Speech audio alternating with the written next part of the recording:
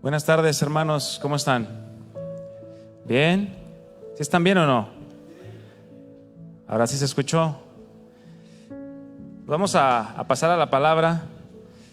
¿Cuántos quieren aprender hoy, en esta tarde? Amén.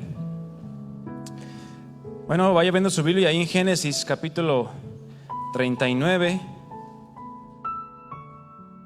Génesis capítulo 39 es donde vamos a tomar nuestro tema de este día.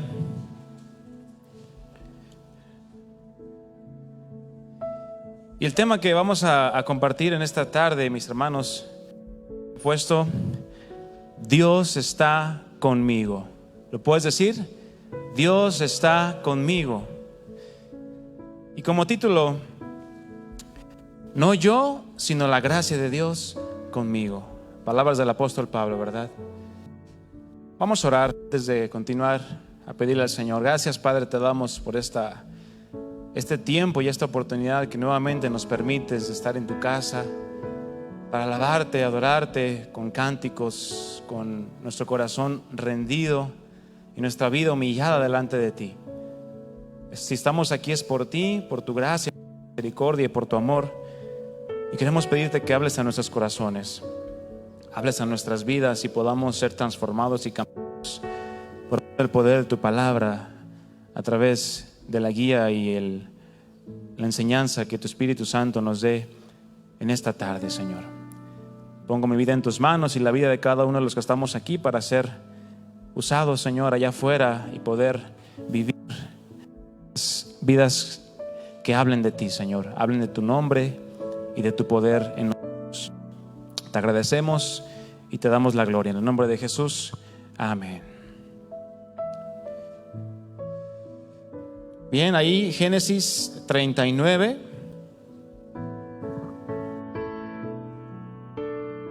Sí.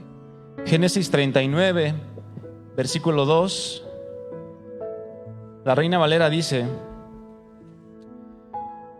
Mas Jehová estaba con José, y fue varón próspero, y estaba en la casa de su amo el egipcio. Versículo 3. Y vio su amo que Jehová estaba con él, y que todo lo que él hacía, Jehová lo hacía prosperar en su mano.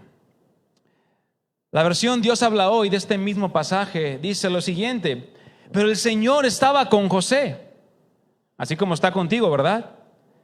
Y le fue muy bien mientras vivía en la casa de su amo egipcio. Su amo se dio cuenta. ¿Qué hizo?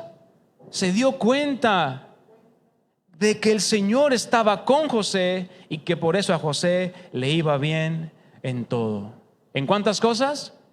En todas las cosas. ¿Cuántos quieren que les vaya bien en todo? No, pues va a levantar la mano, ¿verdad? Hasta las dos, hasta los pies. Yo te pregunto, ¿cuántos pueden decir con toda seguridad: Dios está conmigo? ¿Nadie? A ver, otra vez. ¿Cuántos pueden decir con toda seguridad: Dios está conmigo? Amén. La siguiente pregunta es para que medites en tu corazón. De todas las personas que te conocen y me conocen, ¿cuántos pudieran decir con toda seguridad que verdaderamente Dios está con nosotros? ¿Te has preguntado eso? Una pregunta complicada de responder, ¿verdad?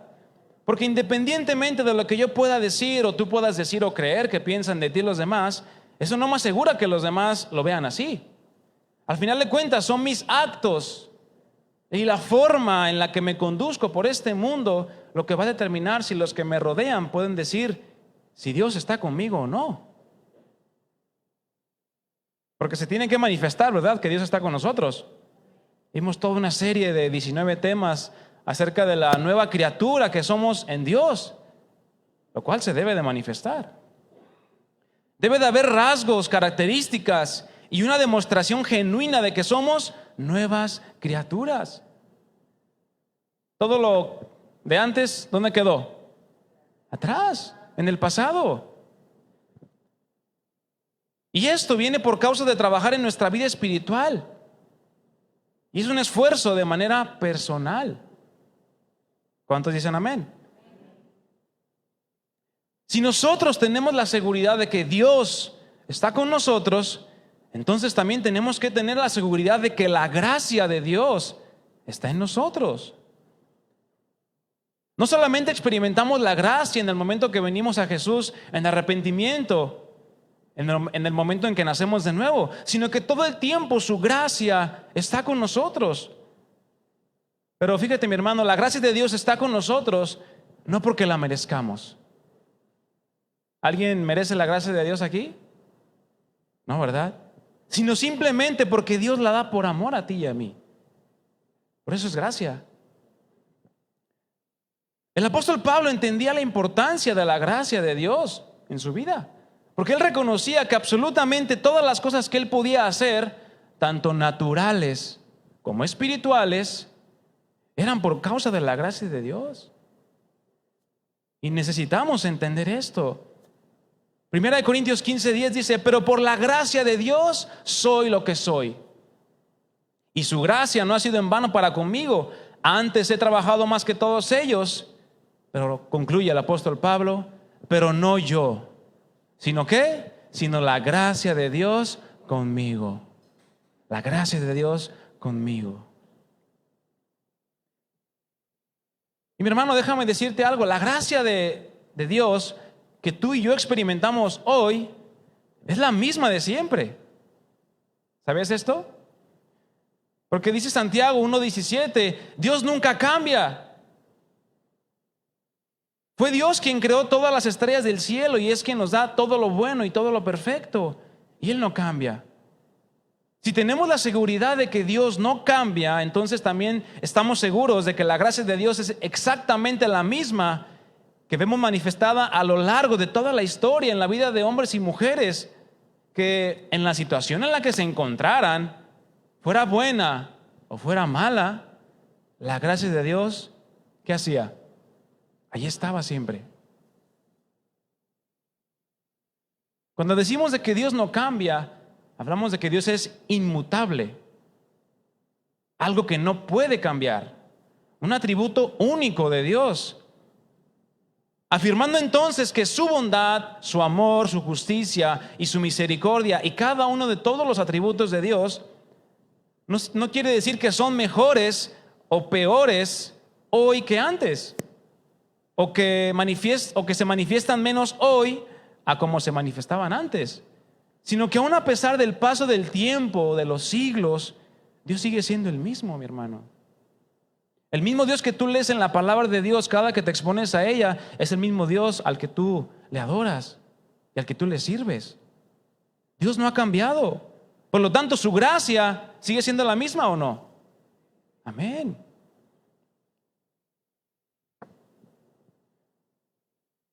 La gracia que tú y yo experimentamos hoy es exactamente la misma gracia que experimentó Job, Noé, Abraham, Isaac, Jacob, Moisés, Josué, Caleb, Esther, Ruth, David. Una lista interminable de hombres y mujeres que fue palpable en su vida ese favor y esa ayuda inmerecida en sus vidas. Tendemos por naturaleza, mi hermano, y no me voy a dejar mentir, a poner en duda lo que las Escrituras nos enseñan. ¿Cuánta gente hay hoy en día que la historia de Sadrach, Mesach y Abednego, cuando fueron echados al horno de fuego, dicen: es que es una fábula eso? Dicen: no, es una analogía nada más. No, mi hermano, fue algo real. Historias como la de Job también, como la de David, la de Daniel, entre muchas otras, son ejemplos impresionantes del favor de Dios. Y pensamos que Dios ya no puede obrar del mismo modo en mi vida o en tu vida. En la situación que tengo, en el problema o en la enfermedad por la que estoy pasando. Y decimos: no, es que veo cómo Jesús sanó a todos los leprosos. Y bueno, yo que tengo algo más sencillo no me sana. Bueno, ¿será que eso deja de existir la gracia de Dios? ¿O por eso deja de ser la gracia de Dios? ¿O ha cambiado? Claramente no. Dios sigue siendo el mismo. Hebreos 13:8 lo dice: Jesucristo es el mismo ayer, hoy y por los siglos. Vamos a ver el ejemplo de José. Vamos ahí a Génesis, volvamos. Génesis 37. Abre tu Biblia ahí. ¿Cuántos han leído la historia de José? Levante su mano. Bueno, yo creo que se va a quedar picado con la historia y va a querer ir a su casa a leerla y a terminarla, porque es muy larga, no la vamos a ver toda. Vamos a ver solamente algunos pasajes. Y vamos a tomar ejemplo de la vida de José para hablar precisamente de lo que la enseñanza se trata. Dios está conmigo. José es uno de los ejemplos más contundentes de cómo el favor y la gracia de Dios se manifiestan en la vida de aquellos que verdaderamente confían y esperan pacientemente en los propósitos de Dios. Que no se impacientan y dicen, ay Señor, ya quiero que cumplas esto, ya quiero que hagas esto en mi vida, en mi familia. ¿Cuántos están esperando algo de Dios? Yo creo que todos. Que mi esposo, que mi esposa, que mis hijos, que mis sobrinos, que mis hermanos lleguen a ti, Señor. Es una oración que todos tenemos, ¿verdad? Ver cumplidos los propósitos de Dios en nuestra vida y en la vida de los que nos rodean de una manera completa y total. Esto, aun a pesar de que muchas veces el proceso o las cosas que Dios permite parecieran ser ilógicas o hasta contradictorias. Es que ¿por qué Dios permite esto en mi vida? No, es que esto no es lo que yo planeaba. Este no era mi sueño, esta no era mi meta. Pero no olvidemos que los pensamientos de Dios, ¿dónde están? ¿O cómo son los pensamientos de Dios? Mucho más altos que los nuestros. Nunca Dios se va a rebajar a tu nivel, mi hermano. Por lo tanto, nuestra capacidad de ver las cosas siempre es limitada. Y muchas veces nos cuesta trabajo entender el por qué Dios permite esto, o el por qué Dios permite aquello. Y esto sucede comúnmente por un factor: cuando no conocemos a Dios. Si no conocemos a Dios, no conocemos la manera en la que Él trabaja. Si no conocemos a Dios, no conocemos la forma en la que muchas veces hace las cosas. Y pensamos que Dios no tiene el derecho de hacer, de deshacer, de quitar, de poner, de mover, de llevar, de traer y permitir cosas en nuestra vida, porque no creemos que Dios esté detrás de aquello. Y dudamos. Les voy a preguntar algo. ¿Creen ustedes que hay algo que se le pueda escapar a Dios de su perfecto control? No. Yo tampoco lo creo. Traigo 3 argumentos sencillos. Llama a todas las estrellas por su nombre. ¿Cuántas te sabes tú? Andrómeda y bueno, no soy astronauta, ¿eh? ¿Alguien sabe otra? 2. Sustenta todo el universo con el poder de su palabra. ¿Has preguntado cómo es? ¿O cómo sucede eso? A mí me envuelve el cerebro. Y por último, y cuida de las aves del cielo, alimentándolas. Y creemos que lo que nos sucedió, nos está pasando y lo que nos va a pasar, se le salió de sus manos, cuando todo lo demás sigue en perfecto orden. ¿O cuándo has visto al universo desmoronarse? ¿O al sol moverse de su lugar? Jamás.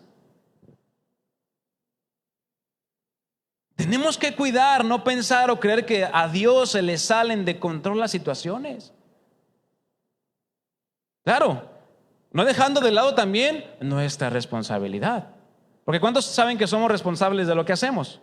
De lo que decimos, de lo que pensamos, de nuestras buenas o malas decisiones, donde las consecuencias, ¿quién las va a llevar? ¿Yo o el vecino? Decimos, ay Señor, dásela al vecino, ¿verdad? Para que se convierta a ti. No, pues así no funciona, ¿verdad? Yo llevo mis propias consecuencias de mis propias decisiones.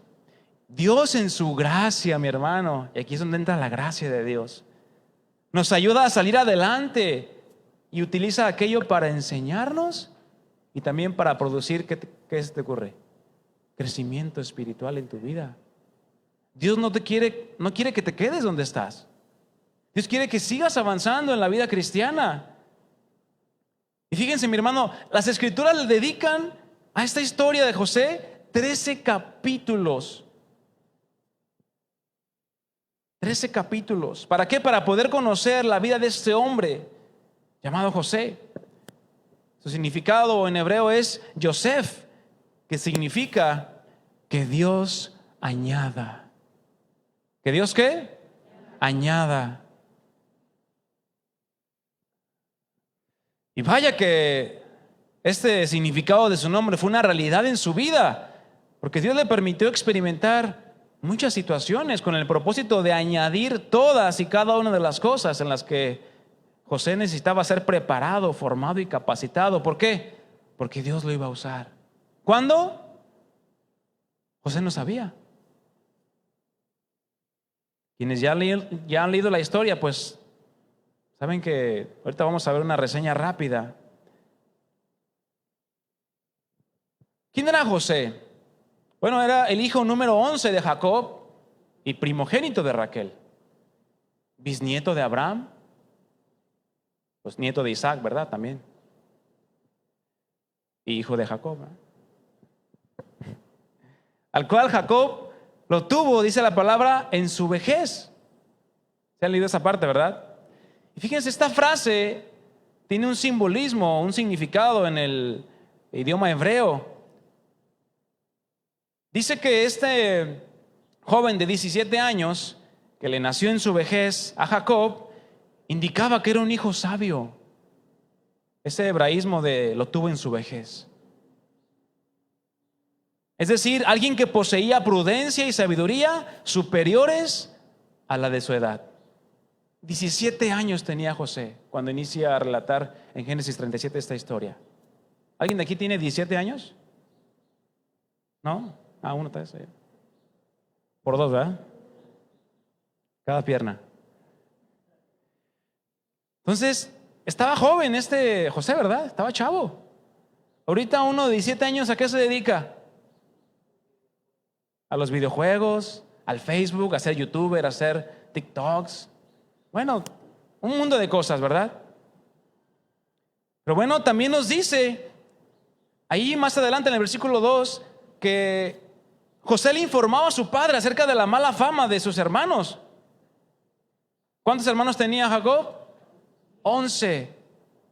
Benjamín era el menor, acuérdense, el que le seguía de él. Por lo tanto, lo tenían como el chismoso de la familia. Ay, este José ahí va otra vez a decirle a mi papá las cosas malas que hacemos. Pero esto nos habla de que José era un hombre que estaba lleno de la sabiduría de Dios. ¿Por qué? Porque no se comportaba como ellos. De entrada.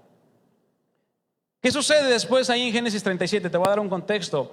José tiene 2 sueños, los cuales apuntaban a lo que vendría después, pero claramente nadie los entendía, cosa que causó una mayor indignación entre sus hermanos para con él. Pues aún Jacob, su padre, lo reprende. Pero también dice, reflexionaba, ¿qué significado tendría aquel sueño o aquellos sueños? Posteriormente, José es enviado por su padre a supervisar a todos sus hermanos y el trabajo que estaban realizando, ¿verdad? El cual era apacentar ovejas, eran pastores de ovejas. Según algunos teólogos, la distancia que José recorrió fue entre 85 a 90 kilómetros, de donde Jacob lo mandó hasta donde encontró a sus hermanos. Una distancia considerable, ¿verdad? Prácticamente creo que es de aquí a Chapala. A ver quién se anima a ir caminando. Y es a partir de ese momento que comienzan a acontecer cosas totalmente inesperadas. ¿A alguien de aquí le han sucedido cosas inesperadas? Ayer a mi esposa y a mí, por poquito y una patrulla se nos embarra de frente. ¿Era algo inesperado? Claro. Mi esposa se asustó bastante. Gracias a Dios, la patrulla se detuvo y yo también a tiempo. Está Dios guardándonos también. Pero el susto, ese sí, no te lo quitas, hasta con un bolillo nomás, ¿verdad? El pan tan famoso y ¿cómo se dice? Tan convincente, que quita el susto. Entonces, Estas cosas inesperadas de las que le sucedieron a José, vamos a tomar solo 4 ejemplos y aprender cómo la gracia y el favor de Dios se hicieron evidentes en su vida. ¿Si quiere aprender? Vamos a Génesis 37, versículo 18. José llega a donde estaban, en la ciudad de Dotán, sus hermanos, y dice el versículo 18, vamos a ver ahí: cuando ellos lo vieron de lejos, antes que llegara cerca de ellos, conspiraron contra él. Vamos a hacer una fiesta sorpresa a José. ¿Qué dice? Conspiraron con él para matarle. Sus hermanos planeaban matarlo, mi hermano. Era un odio que le tenían a él. Y dijeron el uno al otro: he aquí viene el soñador. Como en tono sarcástico, ¿verdad? Ahí sí, el soñador. Ahora pues, venid y matémosle y echémosle en una cisterna, y diremos: alguna mala bestia lo devoró, y veremos qué será de sus sueños. Como diciendo: sé que él es muy soñador, pues aquí se la va a acabar el soñador.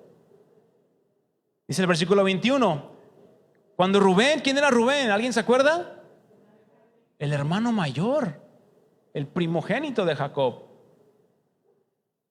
Cuando Rubén oyó esto, lo libró de sus manos y dijo: no lo matemos. Bueno, los convenció. Total, ¿saben qué? No, está mal lo que están haciendo. Pero dice que sucedió después que cuando llegó José a sus hermanos, ellos quitaron a José su túnica, la túnica de colores que tenía sobre él, y le tomaron y le echaron en la cisterna. Pero la cisterna, ¿qué creen? Estaba vacía, no había en ella agua. ¿Dolió el golpe o no? Pues claro, no era un charquito.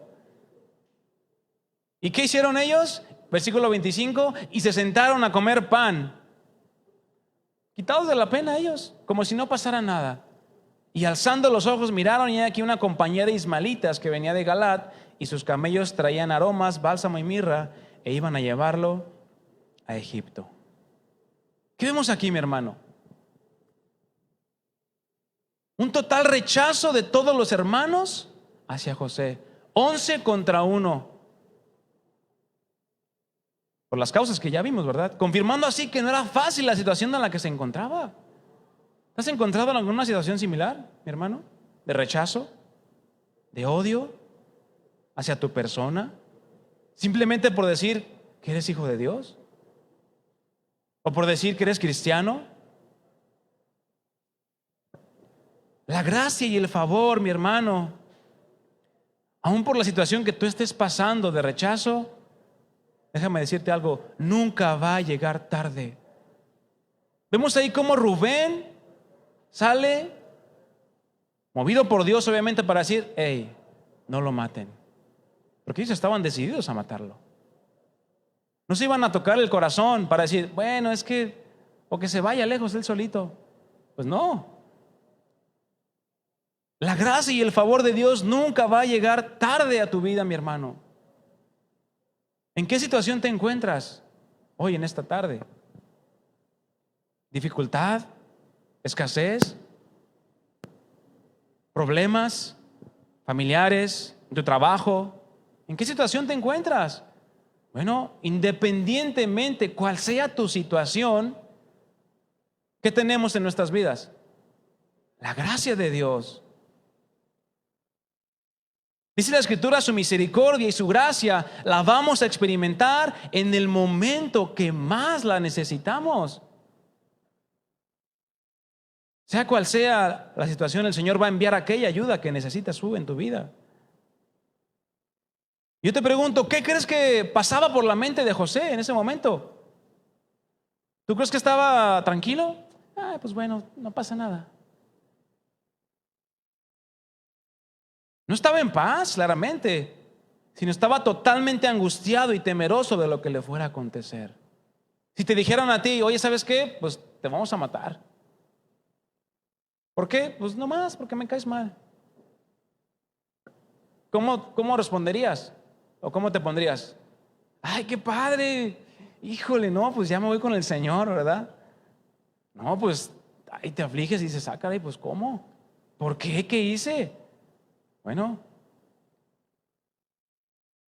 estaba temeroso de lo que le fuera a suceder, pero vemos cómo Dios se encarga de guardar y preservar nuestras vidas, así como el ejemplo que les ponía ayer. Casi nos pegan, pero gracias a Dios nos guardó. ¿Por qué? Porque tiene propósitos para ti, para mí en esta tierra. ¿O cuántos creen que están aquí por equivocación? Algunos dicen, no, pues dice así como que, bueno, pues ya vente, ¿no? Nace, crece y pues ahí a ver qué te pongo a hacer. No, si tú estás aquí en este día, mi hermano, en este mundo, y le has conocido, es porque Dios tiene un propósito para ti.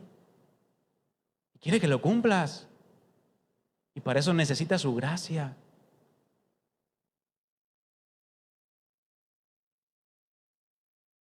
Fíjense lo que dice Génesis 42:21.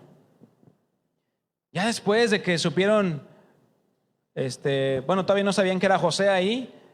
Génesis 42:21 dice, y decían el uno al otro, verdaderamente hemos pecado contra nuestro hermano. Muchos años después entendieron eso, pues vimos la angustia de su alma cuando nos rogaba. En el capítulo 37 no dice que nunca que José le rogó por su vida.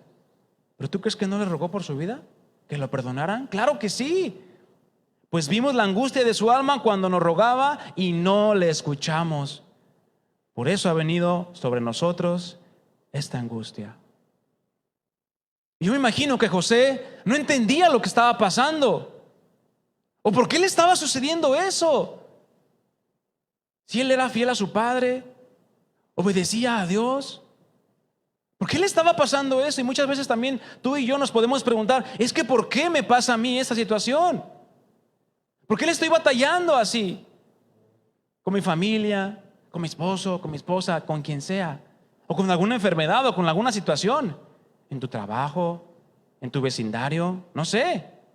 No entendemos por qué o para qué nos suceden ciertas situaciones, ¿es cierto?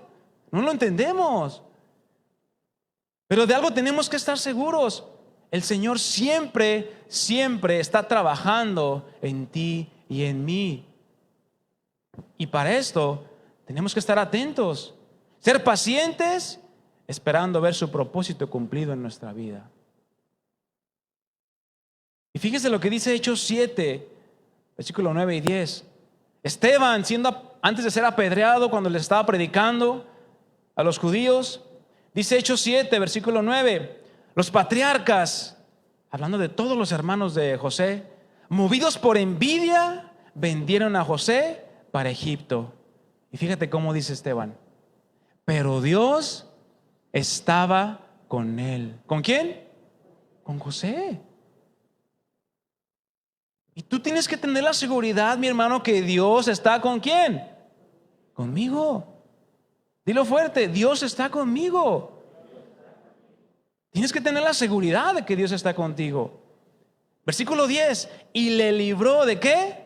De todas sus tribulaciones. Pero las pasó. Le libró, pero cuando cumplió el propósito, el tiempo por el cual Dios permite las situaciones. Y sigue diciendo, ¿y qué le dio Dios a José? Y le dio gracia y sabiduría. Ya aquí ya está hablando cuando estaba delante de Faraón, rey de Egipto, el cual lo puso por gobernador sobre Egipto y sobre toda su casa. ¿Alguien aquí ha sido vendido por sus hermanos? Creo que no, ¿verdad? Pasamos situaciones como familia, es una verdad.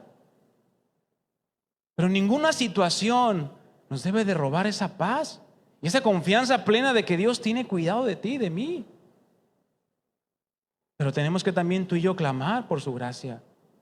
Tenemos que buscar su rostro, su justicia. ¿Qué más le sucedió a José? No solamente lo odiaron, le tenían envidia y lo quisieron matar. Como Dios obró ahí y guardó la vida de José, fue vendido como esclavo. ¿Y tú sabes lo que significaba ser vendido como esclavo? No lo entendemos porque hoy no se da eso. Pero lo vendieron por 20 monedas de plata.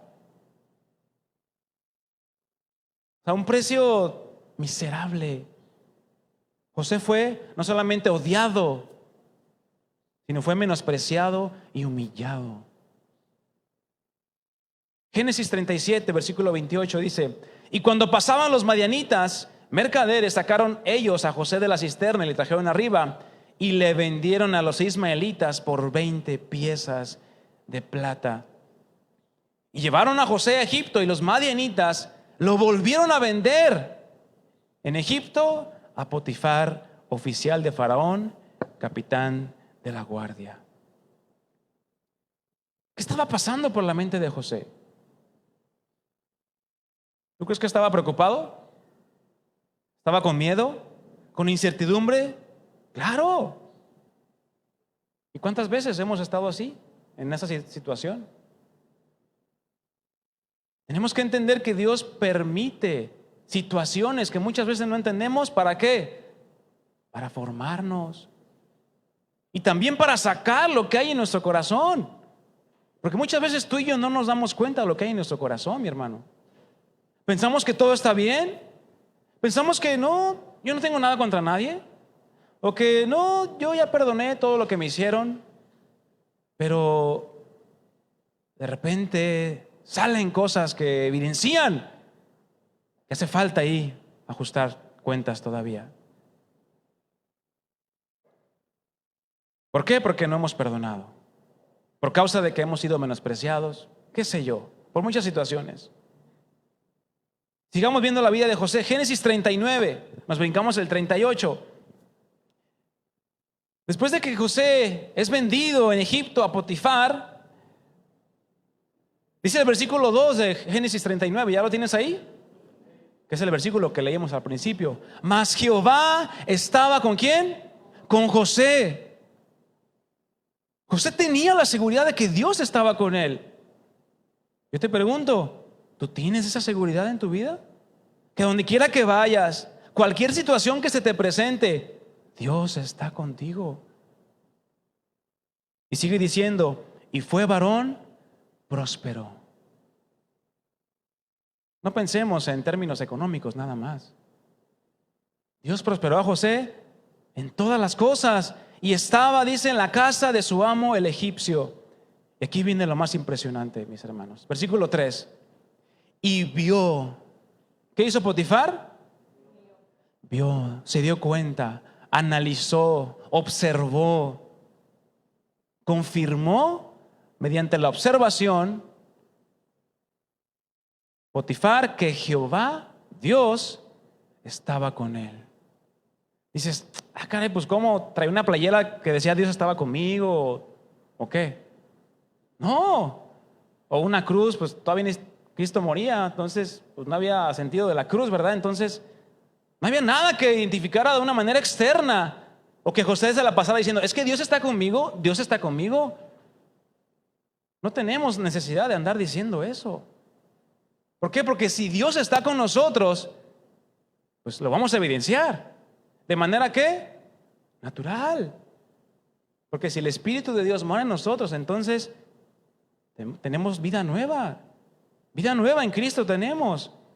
Entonces, vio su amo que Jehová estaba con él y que todo lo que él hacía, ¿cuántas cosas? Todo lo que él hacía, Jehová lo hacía prosperar en su mano.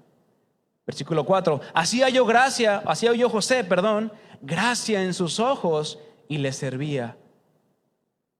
Y le hizo mayordomo de su casa y entregó en su poder todo lo que tenía. Fíjate hasta dónde llegó la gracia de Dios en la vida de José y la evidencia de que Dios estaba con él. Lo puso como mayordomo de todas las cosas en su casa.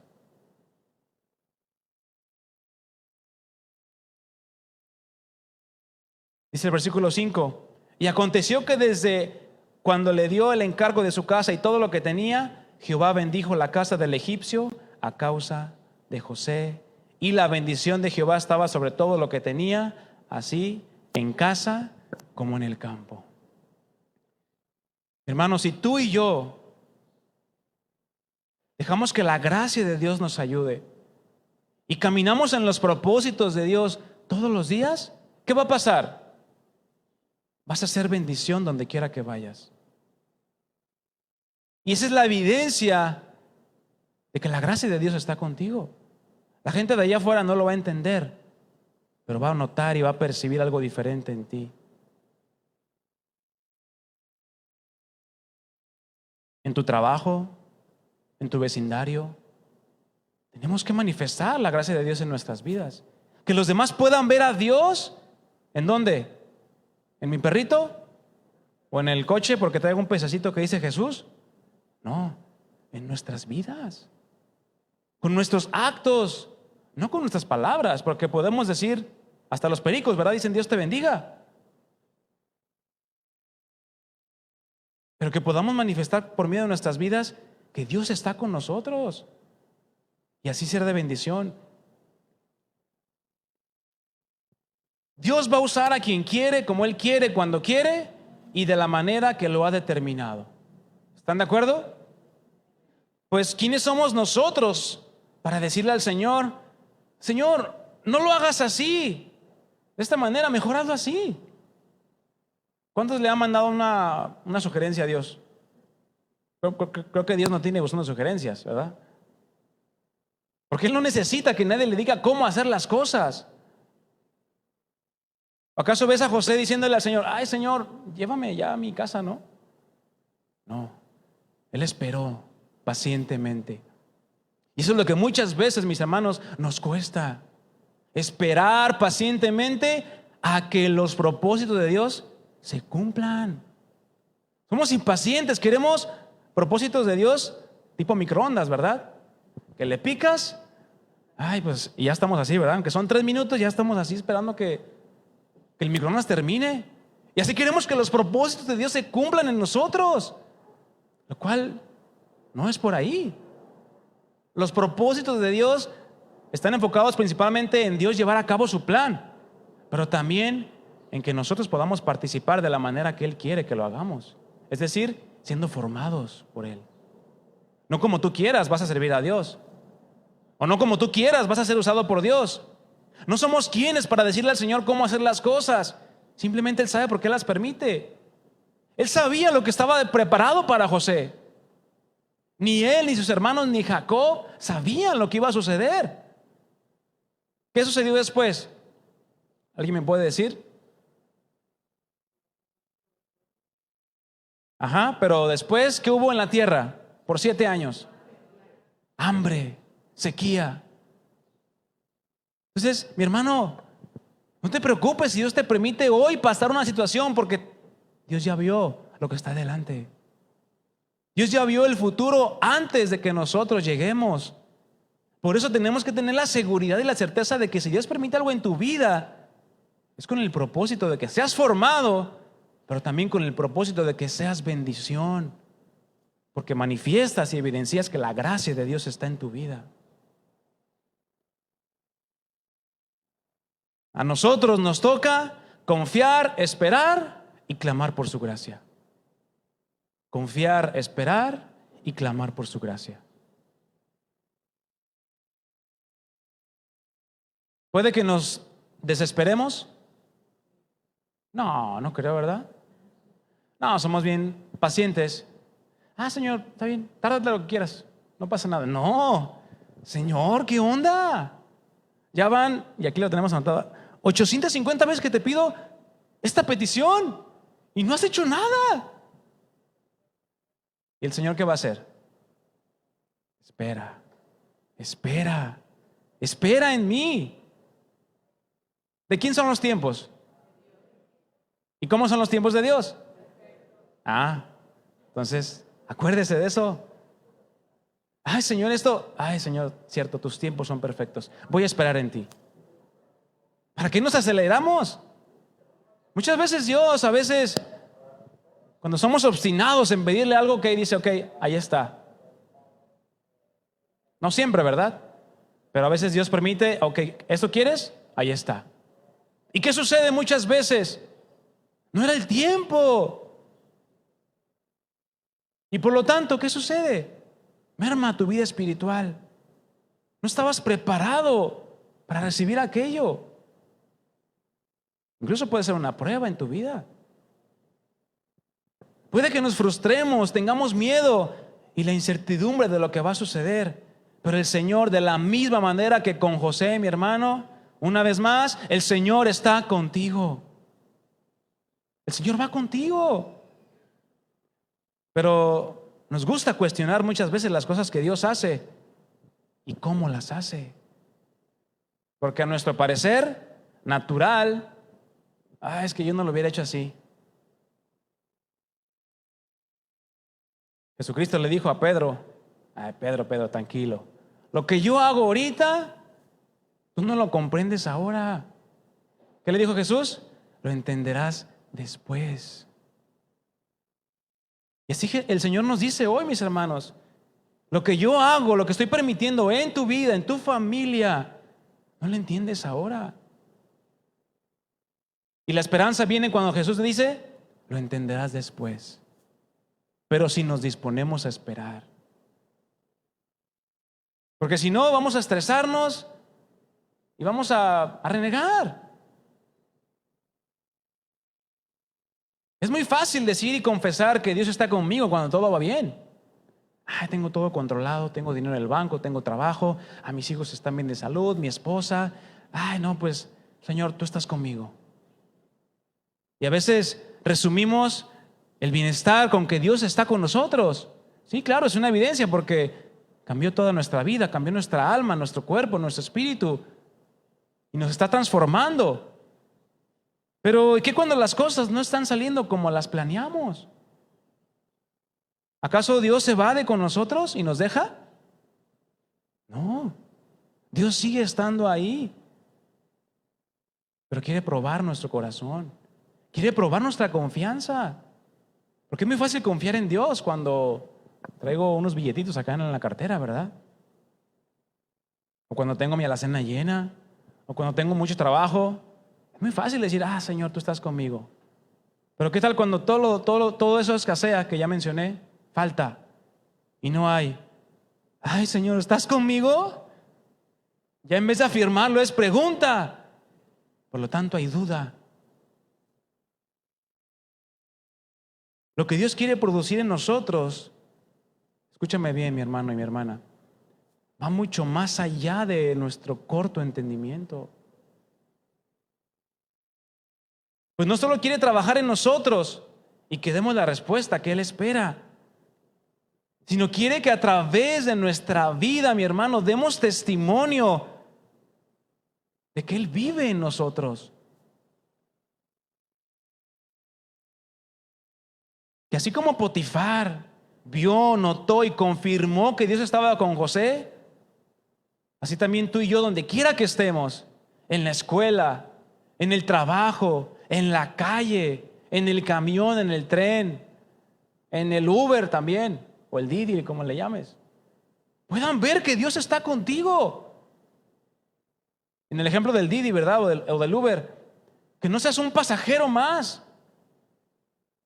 Aprovecha los tiempos también para manifestar la gracia de Dios a otros y ser bendición donde quiera que estés.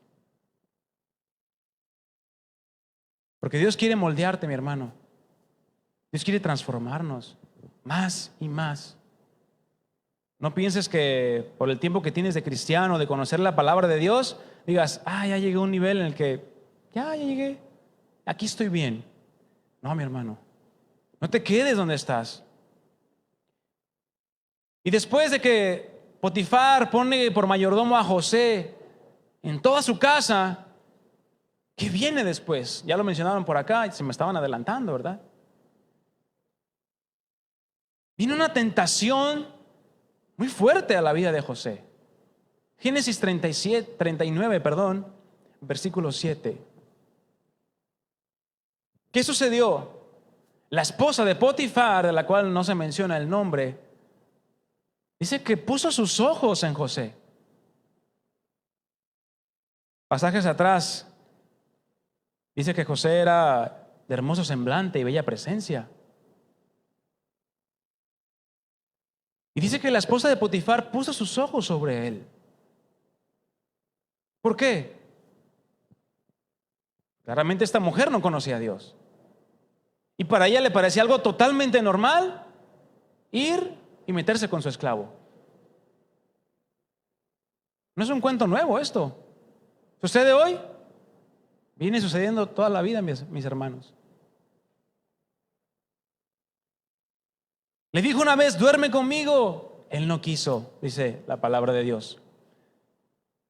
Y le dijo ahí en el versículo 8, he aquí que mi Señor no se preocupa conmigo de lo que hay en casa, y ha puesto en mí todo lo que tiene.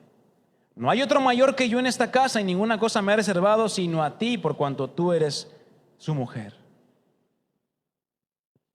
Y aquí viene el versículo clave o la parte clave de esta parte. Pero antes, ¿todos tenemos tentaciones? ¿O nada más los hombres? También las mujeres, también los jóvenes, también los adolescentes y aún los niños, cada uno a su nivel. ¿Cómo estamos cuando viene la tentación, mi hermano? ¿Estamos preparados? ¿Estamos listos? ¿O ya somos clientes frecuentes? ¿Verdad? José sabía y entendía quién era él, porque Dios estaba con él. Él había visto su mano poderosa ayudándole, obrando en favor de él, prosperándole en todas las cosas. ¿Alguien aquí ha visto la gracia de Dios en su vida? Amén. Pero ¿y qué hacemos cuando viene aquella tentación que viene a seducirnos? Vamos a ver lo que José hizo. Le hice una pregunta a esta mujer. ¿Cómo pues haría yo este grande mal y pecaría contra quién? ¿Contra Dios? No mencionó a Potifar en ningún momento, porque él servía a quién? A Dios. Y esto nos lleva a tener un enfoque claro, mis hermanos. Aquí y afuera servimos a Dios, donde quiera que estemos. Y somos llamados a guardar su palabra siempre. Estemos en casa o no estemos en casa. Y cuando llegue la tentación, mi hermano, recuerda esta pregunta. ¿Cómo pues haría yo este grande mal y pecaría contra Dios? Porque seguimos pecando, ¿verdad? Seguimos fallando. Pero que podamos darle la respuesta a Dios cuando venga aquella tentación. Ya sea una tentación que el mundo nos ponga o que nuestro mismo corazón. Una concupiscencia, un mal deseo. Entonces, ¿qué pasó después? Esta mujer insistió una y otra vez hasta que lo tomó de la ropa. Y dice ahí el versículo 12, y ella lo asió, lo agarró por su ropa diciendo, duerme conmigo. Entonces él dijo, no lo voy a hacer, no, aléjate de mí. ¿Eso hizo José?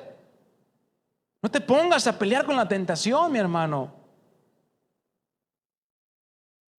Él dejó su ropa en las manos de ella y huyó y salió.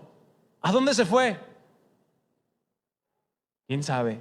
Pero sabía lo que tenía que hacer, huir y salir corriendo de ahí. Muchas veces queremos luchar en nuestras fuerzas ante la tentación. Imposible, mi hermano. Necesitas la gracia de Dios.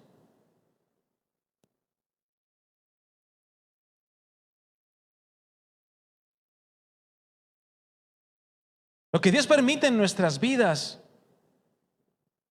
nos va preparando para lo porvenir.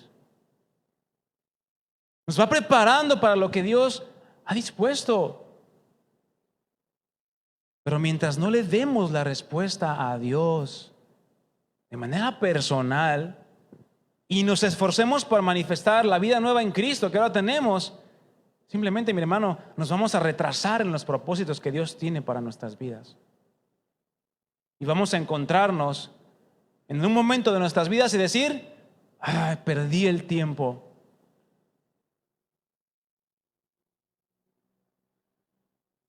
Dios nos quiere usar, a ti y a mí. Es una verdad, pero yo te pregunto ahora, ¿tú quieres ser usado por Dios? ¿Quieres verdaderamente ser usado por Dios donde estás? Alguno dirá, es que es que no tengo fuerzas ya para ir a predicar a las misiones. Bueno, Dios no te va a exigir más de lo que puedas dar. Ahí con tu vecindario empieza, con tus vecinos. No vayas tan lejos. ¿Para qué quieres ir al África? Pues si todavía tu familia necesita escuchar el evangelio. Dios nos quiere usar, pero ¿queremos ser usados por Dios nosotros? Porque recordemos que Dios va a llevar sus planes y propósitos a cabo con nosotros, sin nosotros y a pesar de nosotros. Es decir, si te dispones o no te dispones, o hay medio le echas ganas. Dios va a llevar a cabo sus propósitos, mi hermano. No te va a esperar, créeme. Porque algo que tenemos que entender todos nosotros es que no somos indispensables. ¿Alguien se cree aquí indispensable? Para que me entienda mejor, ¿alguien se cree la última Coca-Cola del mundo o del desierto? No, ¿verdad? No somos indispensables en la obra de Dios. Pero qué enorme privilegio poder ser usados en las manos de Dios para llevar a cabo sus planes y sus propósitos.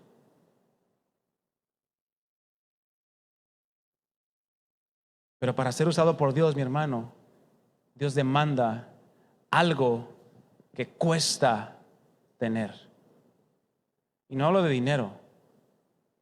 Porque si por dinero se tratara, no, pues Bill Gates sería un hombre usadísimo por Dios.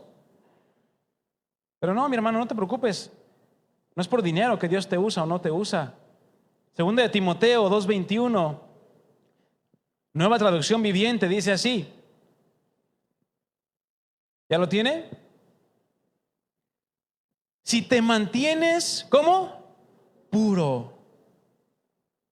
Vendrán las tentaciones. Vendrá el mundo a bombardearte. Porque recordemos que Satanás sabe de qué pie cojeamos. Pero dice la palabra de Dios, si te mantienes puro. ¿Y qué es algo puro? Limpio, así como esta botella de agua que me voy a tomar al rato. Si tuviera una gota de petróleo, ¿te la tomarías? Pero no se ve. No pasa nada. Te aseguro que no la verías. Así fuera una gota de el caldo del menudo de allá abajo, de hace 2 semanas. ¿Te la tomarías? ¿Por qué? ¿Por qué no? Oh, ¿es que está sucia? Bueno, entonces, ¿por qué pensamos que Dios sí nos usaría a nosotros con impurezas en nuestro corazón? No podemos llegar a pensar y rebajar a Dios. Dios sí, úsame. Pero no pagas el precio por estar puro. No pagas el precio por huir de la tentación. Pero para poder huir de la tentación, mi hermano, no se da en automático y solamente por venir a la iglesia o por escuchar una predicación. Eso no se da en automático simplemente porque ya eres hijo de Dios. Claro, tienes ahora el Espíritu Santo, pero necesitas llenarte de la palabra, necesitas tener comunión con Dios para poder decir no a la tentación. Dice la palabra de Dios, no satisfagáis los deseos de la carne. Si tú satisfaces más tus deseos carnales que tus anhelos espirituales, pues evidentemente va a poder más en ti tus deseos carnales. Y no vas a tener ninguna fuerza para oponerte a la tentación. Si te mantienes puro, dice aquí esta versión, serás, solamente si te mantienes puro, vas a ser un utensilio especial para uso honorable.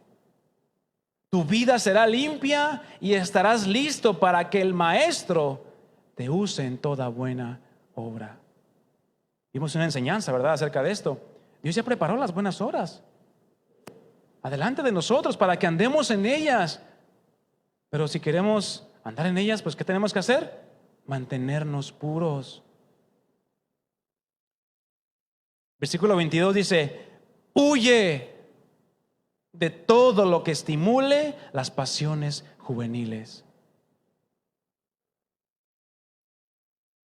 Todos vamos a ser jóvenes, todos somos jóvenes, me incluyo también, y todos fuimos o pues jóvenes, ¿verdad? Los que ya tienen arriba de 120 años. Todos somos jóvenes, ¿verdad? Entonces, ¿qué tenemos que hacer? Huir de las pasiones juveniles. Como todos fuimos jóvenes o somos jóvenes, pues sabemos cuáles son las pasiones juveniles, ¿verdad? Aquello que nos atraía y seducía. Aquello que nos hacía caer y desobedecer a Dios. Huye de todas esas pasiones juveniles. En cambio, sigue la vida recta, la fidelidad, el amor y la paz. Y disfruta del compañerismo de los que invocan al Señor con un corazón puro. ¿Quieres que la gracia de Dios esté en tu vida, mi hermano? Mantente puro, lleno de la palabra de Dios, buscando las cosas de Dios para que pueda ser usado por Él.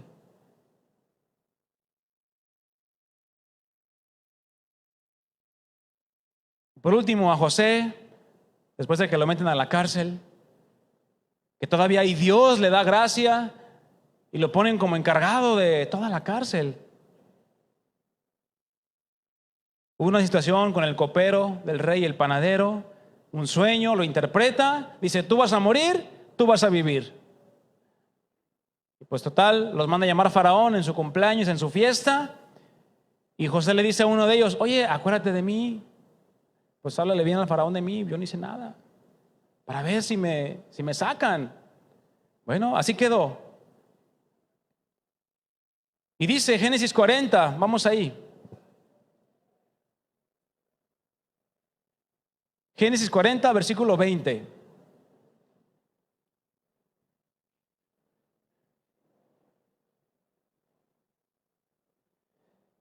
Dice ahí: al tercer día, después de que estos dos hombres entraron, que era el día del cumpleaños de Faraón, el rey hizo banquete a todos sus sirvientes. Y alzó la cabeza del jefe de los coperos y la cabeza del jefe de los panaderos entre sus servidores. E hizo volver a su oficio al jefe de los coperos y dio la copa en mano de Faraón. Mas hizo ahorcar al jefe de los panaderos. Concluye el versículo como lo había interpretado ¿quién? José. Y el jefe de los coperos no se acordó de José, sino que le olvidó. ¿Te han prometido algo y no han cumplido contigo? ¿Te han engañado? ¿Te han fraudeado? ¿Te han dado gato por liebre, como dicen? Pero ¿qué pasa si volteamos la pregunta? ¿Alguna vez has engañado tú? ¿O no has cumplido lo que prometes? ¿O has dado gato por liebre? ¿O perro por vaca? No sé si aplique ahí. En los tacos, exactamente. ¿Lo hemos hecho? Probablemente sí. Y esto es algo inevitable, mis hermanos, el ser engañados. Pero si nosotros le queremos dar la respuesta a Dios y ser ejemplo y testimonio para los demás, tenemos que cuidar mucho lo que decimos y prometemos. No vaya a ser que por causa de no cumplir pongamos en mal el nombre de Cristo. Y si alguien te promete y no cumple, ¿qué vas a hacer? ¿Vas a renegar? Como si a Dios se le saliera de control los 25 pesos que te quedó debiendo, el de la tienda, y ya no abre porque te debe los 25 pesos. ¿Qué vas a hacer? ¿Lo vas a ir a grafitear? ¿Dios te bendiga? ¿Te amo en el amor de Cristo? No, ¿verdad? Sería incongruente. ¿Qué vas a hacer? No, pues le voy a dejar de hablar. Al cabo me caía re mal. Nada hay oculto delante de los ojos de Dios, mis hermanos. Dios sabe lo que te hicieron. Haya sido poco o mucho. Y somos llamados a lo mismo que hizo Cristo.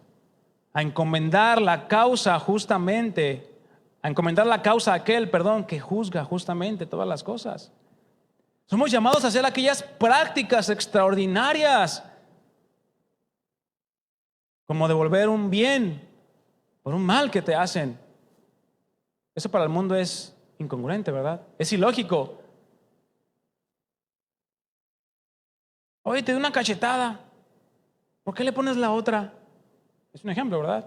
Jesús lo dice. Cosas que a los ojos del mundo parecen extrañas. Tú eres un bicho raro. No, yo que tú, híjole, no sabe con quién se hubiera metido. Tu prioridad debe ser esperar en Dios. Encomiéndaselo a Dios. Y también darle la respuesta a Dios antes que a los hombres.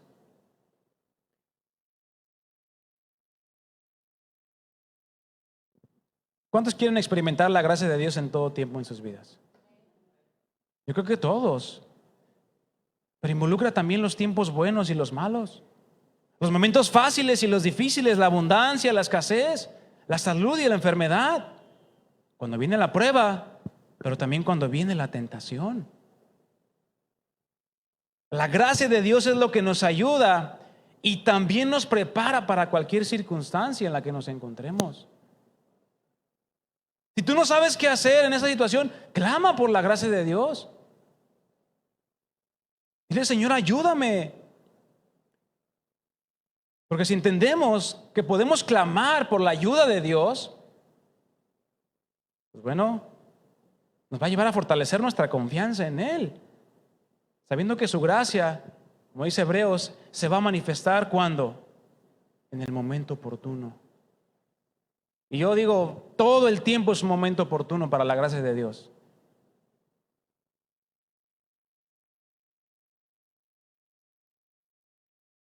Y podemos hablar de muchos más ejemplos y significados de esta palabra gracia. Podemos aumentar nuestro entendimiento, pero qué mejor aprenderlo por experiencia propia en nuestras vidas. La historia de José ciertamente nos anima y nos impulsa a decir, Señor, yo quiero que tú vayas conmigo siempre. Quiero que los demás vean tu gracia en mi vida.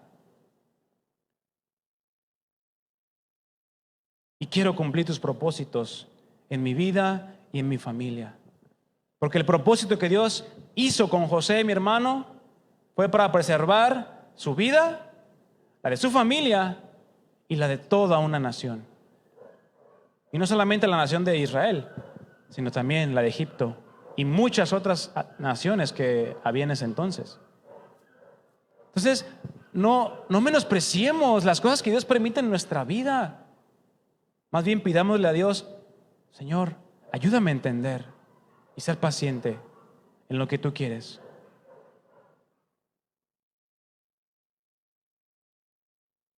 Pero también, mis hermanos, tenemos que hablar también del otro lado de la moneda de la gracia.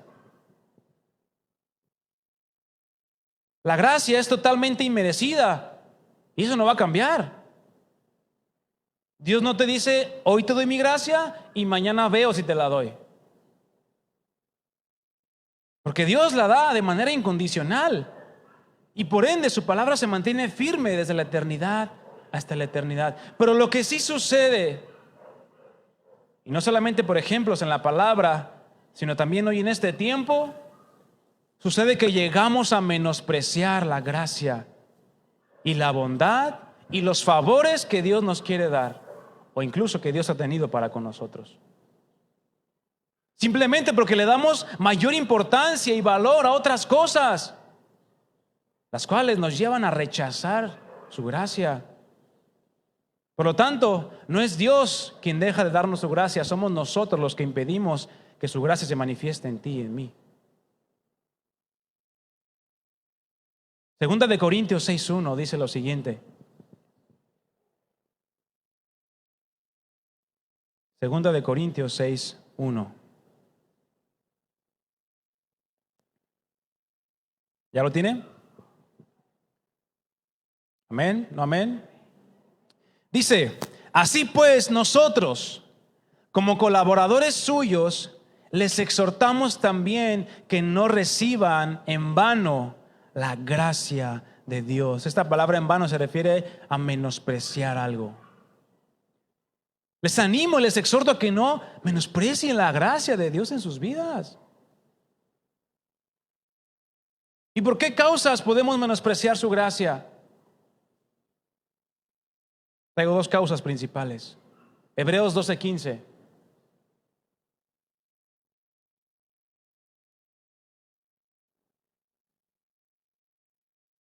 Un pasaje muy conocido. Hebreos 12:15, Dios habla hoy, dice: procuren que a nadie le falte la gracia de Dios, a fin de que ninguno sea como una planta de raíz, ¿qué?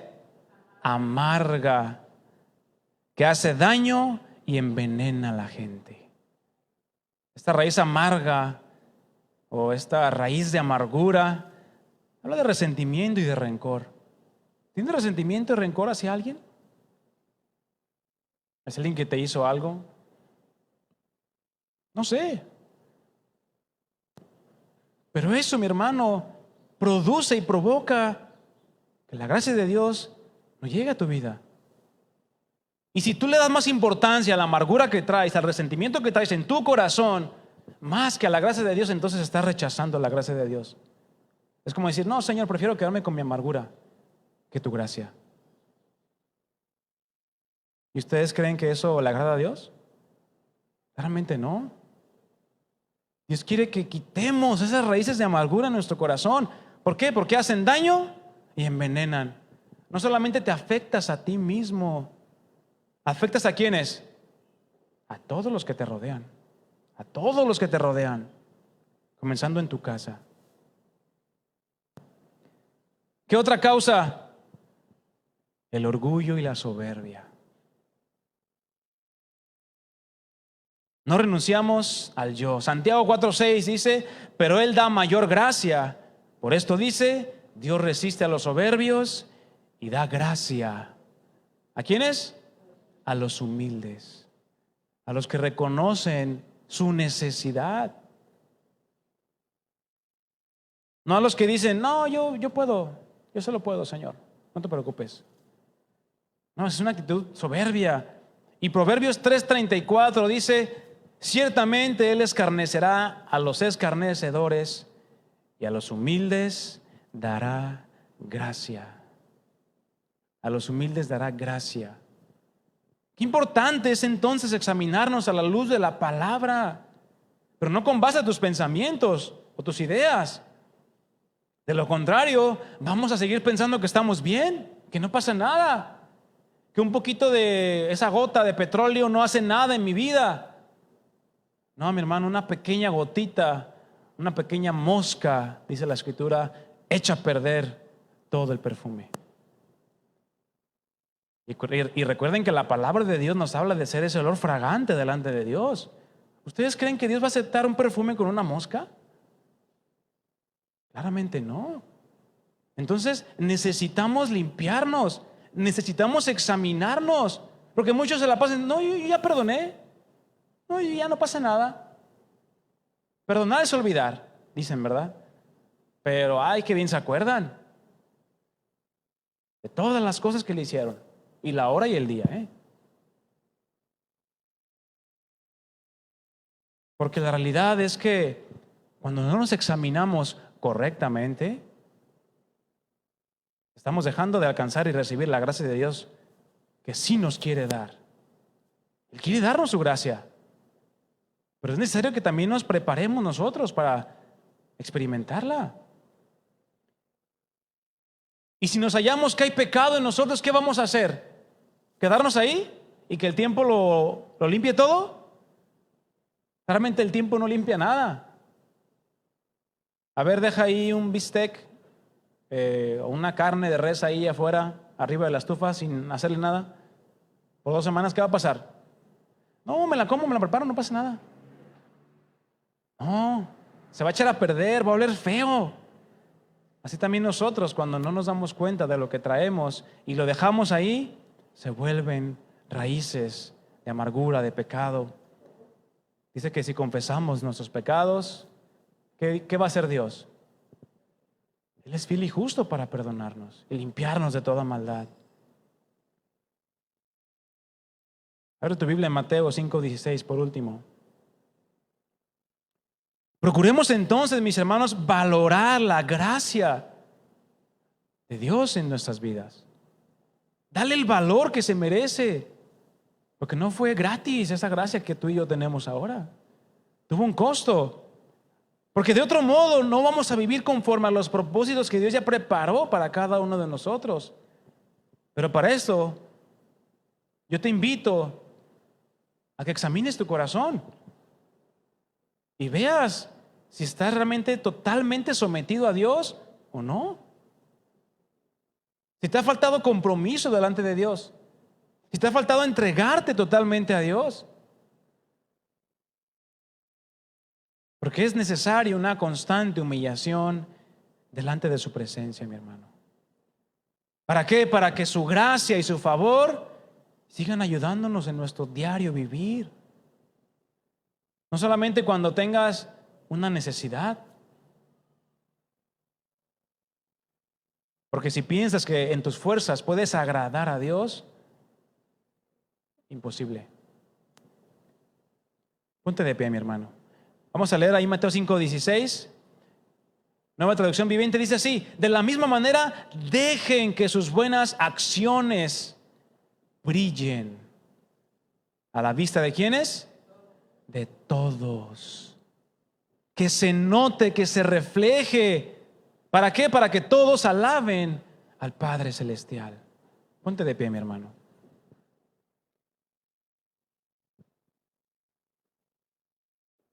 Si Dios está conmigo, ¿sí? ¿Quién contra nosotros? Pero yo lo añadiría: si Dios está conmigo, se debe de notar. Si Dios está conmigo, se debe de manifestar.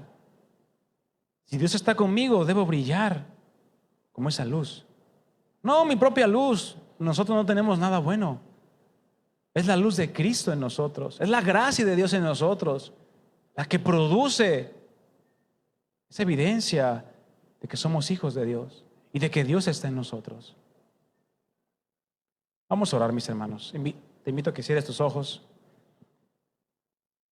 Señor, gracias te damos porque es tu gracia la que nos tiene en este lugar y la que nos va a sostener durante el resto de nuestras vidas. Pero no queremos dejar de alcanzarla, no queremos dejar de experimentarla en nuestras vidas, sino que queremos darte la respuesta a ti, Señor. Perdónanos cuando hemos dejado que otras cosas impidan que tu gracia se manifieste. Perdónanos cuando le hemos dado mayor valor a otras cosas que nada tienen que ver con tu gracia, con tu favor, con tu ayuda a nuestras vidas. Ayúdanos principalmente a clamar por tu gracia, ya que también los demás puedan ver que tú estás con nosotros. Y así como José fue prosperado en todas las cosas que él hacía, todo lo que tú ponías en su mano, tú lo hacías prosperar, Señor. También que podamos prosperar en todas las áreas de nuestras vidas, en nuestro espíritu, en nuestra alma y aún en nuestro cuerpo. Que podamos crecer, Señor, e ir hacia la meta del supremo llamamiento, que es ser semejantes a ti, Señor. Ayúdanos en este día, Señor, y en todos los días que nos resten en este mundo, a poder manifestar tu gracia. Gracias, Señor.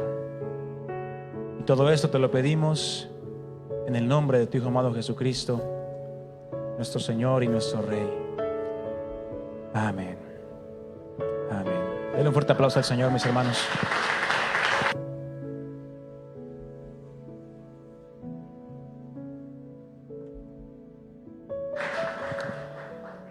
Bien, mis hermanos, pues vaya a buscar la gracia de Dios cada día, mi hermano, porque Dios no nos lo va a impedir, pero es necesario que le pidamos. Amén. Que Dios los bendiga, mis hermanos.